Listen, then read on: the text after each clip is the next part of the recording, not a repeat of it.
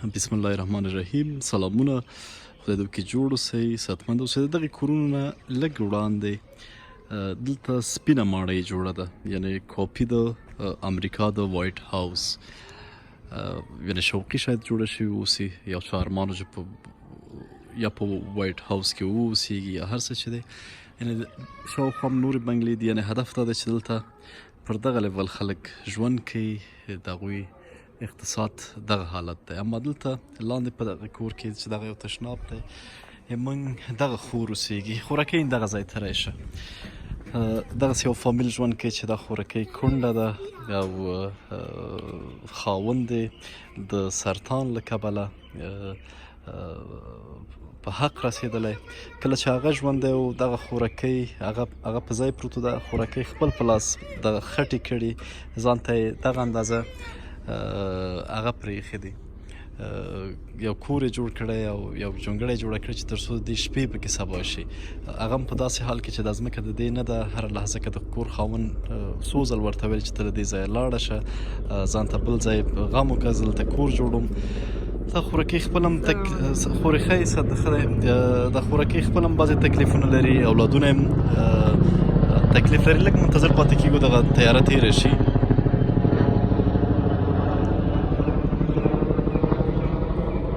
خورکۍ ښایي ساعت ښه دی، خدای دې خوشحال. څنګه دی تکلیفونه څنګه دي؟ مننه. ما خو یو اندازه د مشکلاتو په اړه دې وویل، خورکۍ غواړو ستا له خولې مې واورو چې هغه عمده مشکلات دې ووایي موږ ته.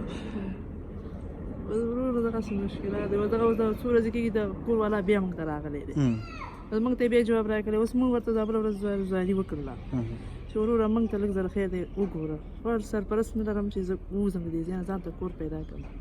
اوس هغې راته ویل زه خور یو څو ورځې نور مې ساره شه چې ځای دې پیدا کړي ووځم. له دې نه بعد خو بیا ژمی کېږي، بارانونه کېږي، لا تا ته سختېږي، چېرې به لاړه شي؟ بس چېرته به لاړ شو نو. اوس بیا یې ویل زه خور یې دونه دغه وکړه چې دا ژمی تېر کړه بیا لاړ شه.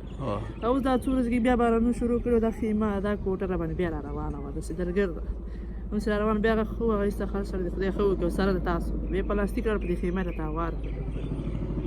اوس ژوند دی تېرېږي نو مشکلات سره. اولادونه دې څنګه دي؟ اولادونه مې ښه دي شکر دي. موږ درته د دې میاشتې هغه کومک راوړی دی، مشکلات یې ما وویل چې به د خورکۍ د خولې نه موږ په وار وار هغه کوو.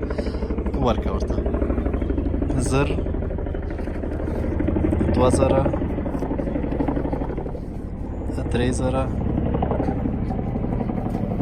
4000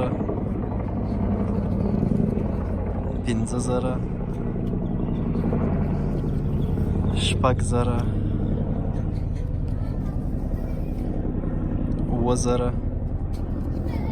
7000 او 500 افغانۍ.